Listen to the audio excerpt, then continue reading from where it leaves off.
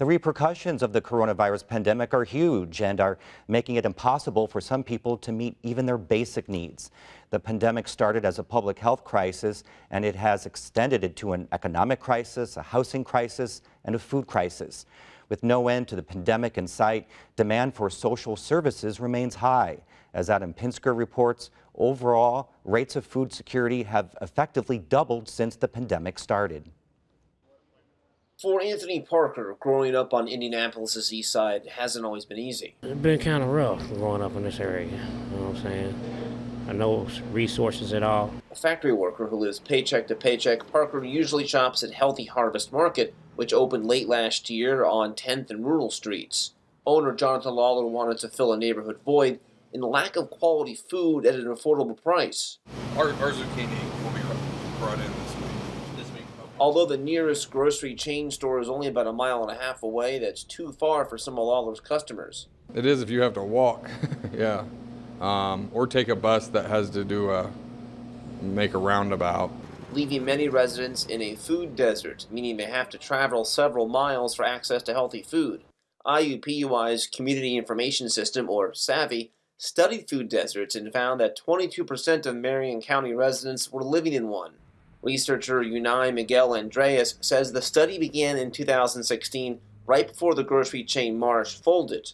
Despite the loss of the Indiana-based grocer, Miguel Andreas found the number of grocery stores in the Indianapolis metro area stayed the same between 2016 and 2019 because new stores were clustered together in more affluent areas of town.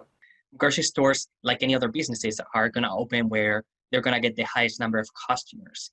And sadly, food deserts and areas lacking food access tend to be low income. Food insecurity is hitting children especially hard. According to the Hamilton Project, the percentage of households with kids under the age of 18 who said they did not get enough to eat increased from 15% in 2018 to 35% in April of 2020. This past year, we were at 62% free reduced lunch, and half of our students end up taking advantage of that program. Burris Elementary School Principal Jessica Jones says many of the students at her school in Mitchell rely on a program called Lawrence County Interfaith Endeavors, or LIFE. Older students purchase and package food from local grocers and distribute it to needy students. But finding fresh and healthy food has been a challenge. When the program first started, we did have more, I guess, what we call maybe not the healthiest choices, like Pop-Tarts and things like that.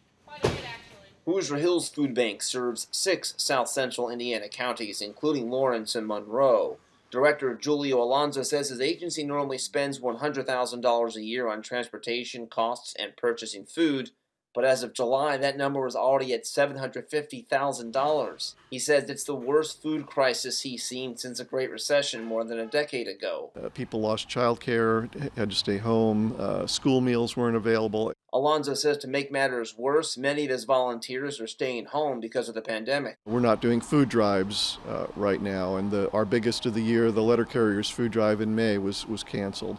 We're not picking up from restaurants with their leftover prepared food. Alonso says the Indiana National Guard has stepped in to help distribute food to partner agencies.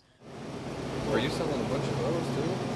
Back in Indy, Jonathan Lawler says he wants to open up another Healthy Harvest Market in an underserved community.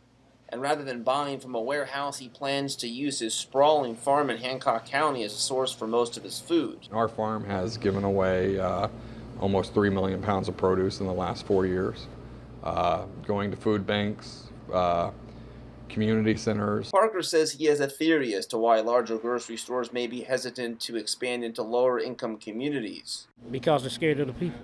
I mean, I don't understand when all of a sudden we become scared of people. You know what I'm saying? There's always been people around, so how are you going to be scared of another person? For Indiana Newsdesk, I'm Adam Pinsker.